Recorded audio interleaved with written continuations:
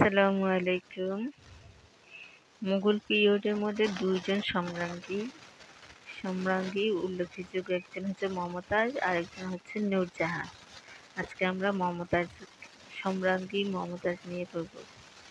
সম্রাজ্ঞী মমতাজ সম্পর্কে আজকে আমরা পড়ব। 1612 খ্রিস্টাব্দে 21 বছর বয়সে শাহজাদা খুররম অর্থাৎ শাহজাহানের মুঘল দরবার প্রভাবশালী অভিজাত আসফ খানের কন্যা আরজুমান বানু বেগমকে বিয়ে করেন। আসফ খান হচ্ছে যে নূরজাহানের ভাই। আরজুমান বানু ইতিহাসে মমতাজ মহল নামে অধিক খ্যাত। ফুফু নূরজাহানের ন্যায় তিনিও ছিলেন সৌন্দর্যে প্রতিমূর্ত। প্রেম, সৌন্দর্য, বুদ্ধিমত্তার বলে তিনি স্বামীর হৃদয়রানী হয়ে বসেছিলেন।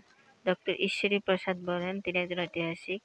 No woman of high rank has acquired such celebrity in history as Shah Jahan's dearly loved Queen Arjuman Banu Begum, familiarly known as Mumtaz Mahal or the Lady of the Taj. শাহজাহানের প্রিয়তমা রানী আরজুমান বানু বেগম, যিনি তাজ মহিলা মমতাজ নামে সমাধিক পরিচিত। তার ন্যায় উচ্চমত সম্পন্ন কোনো মহিলা ইতিহাসে এত বেশি খ্যাতি অর্জন করতে সক্ষম হয়নি।